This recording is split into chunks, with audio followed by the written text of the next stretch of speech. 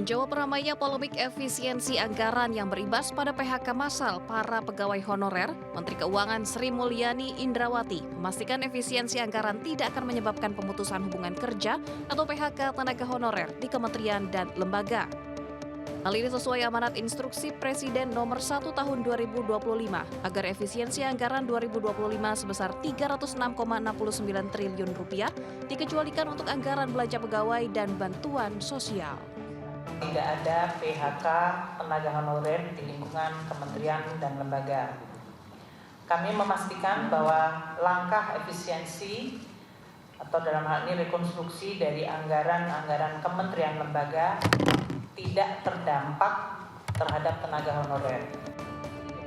Dalam jumpa persnya di Gedung DPR RI, Sri Mulyani menjawab 4 pertanyaan terkait efisiensi anggaran. Pertama, ia menegaskan tidak ada pemutusan hubungan kerja atau PHK di lingkungan kementerian dan lembaga. Kedua, efisiensi anggaran yang memiliki dampak tidak boleh mempengaruhi keputusan perguruan tinggi untuk menaikkan UKT untuk tahun ajaran 2025-2026. Ketiga, beasiswa dari Kemendikti-Saintek seperti Kartu Indonesia Pintar atau KIP tidak ada pemangkasan anggaran.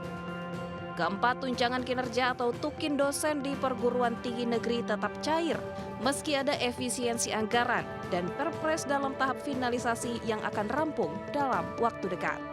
Dari Jakarta, Hadisti Arifa, Ade Supriyatna, iNews melaporkan. Dengan pidana penjara 20 tahun, Hakim Muiz telah terbukti secara sah dan meyakinkan bersalah melakukan tindak pidana korupsi yang dilakukan secara bersama-sama dan melakukan tindak pidana pencucian uang secara bersama-sama.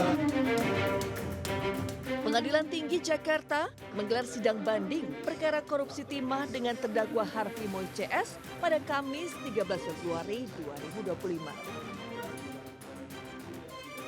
Berdasarkan pertimbangan majelis hakim, hukuman terdakwa Harvey Mois diperberat dari 6,5 tahun menjadi 20 tahun penjara. Selain dikenakan denda sebesar 1 miliar rupiah, subsidi 8 bulan kurungan. Majelis hakim juga menambah hukuman uang pengganti kerugian negara untuk Harvey dari semula 210 miliar rupiah menjadi 420 miliar rupiah. Jika Harvey tidak mampu membayar uang pengganti kerugian negara dalam kurun 1 bulan, maka harta bendanya bisa disita negara. Dan jika Harvey tidak memiliki harta untuk menutup uang pengganti, hukumannya akan ditambah 10 tahun.